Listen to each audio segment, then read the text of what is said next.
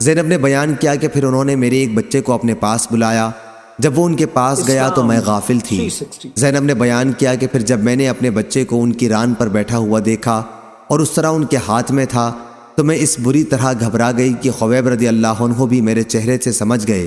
انہوں نے کہا تمہیں اس کا خوف ہوگا کہ میں اسے قتل کر ڈالوں گا۔ یقین کرو میں کبھی ایسا نہیں کر سکتا۔ اللہ کی قسم کوئی قیدی میں نے خبیب رضی اللہ عنہ سے بہتر کبھی نہیں دیکھا۔ اللہ کی قسم میں نے ایک دن دیکھا کہ انگور کا خوشہ ان کے ہاتھ میں ہے اور وہ اس میں سے کھا رہے ہیں، حالانکہ وہ لوہے کی زنجیروں میں جکڑے ہوئے تھے اور مکے میں پھلوں کا موسم بھی نہیں تھا۔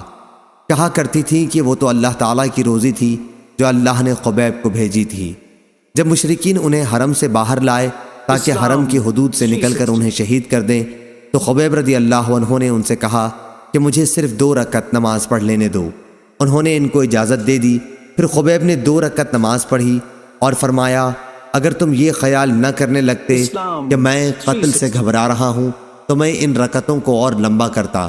اے اللہ ان ظالموں سے ایک ایک کو ختم کر دے۔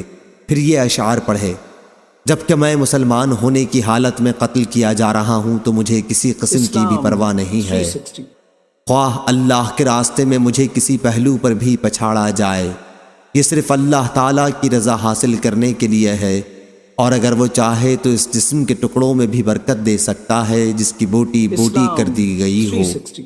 آخر حارث کے بیٹے عقبہ نے ان کو شہید کر دیا۔ حضرت خبیب سے ہی ہر اس مسلمان کے لیے جسے قید کر کے قتل کیا جائے قتل سے پہلے 2 رکعتیں مشروع ہوئی ہیں۔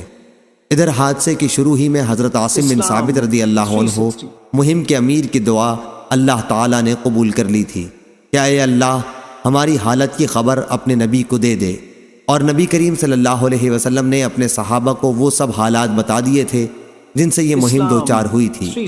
کفار قریش کے کچھ لوگوں کو جب معلوم ہوا کہ حضرت عاصم رضی اللہ عنہ شہید کر دیے گئے ہیں تو انہوں نے ان کی لاش کے لیے اپنے آدمی بھیجے تاکہ ان کے جسم کا کوئی ایسا حصہ کاٹ لائیں جس سے ان کی شناخت ہو سکتی ہو۔ عاصم رضی اللہ عنہ نے بدر کی جنگ میں کفار قریش کے ایک سردار عقبہ بن ابی معیط کو قتل کیا تھا، لیکن اللہ تعالیٰ نے بھیڑوں کا ایک چھتا عاصم رضی اللہ عنہ کی نعش پر قائم کر دیا۔ انہوں نے قریش کے آدمیوں سے عاصم کی لاش کو بچا لیا اور وہ ان کے بدن کا کوئی ٹکڑا نہ کاٹ سکے۔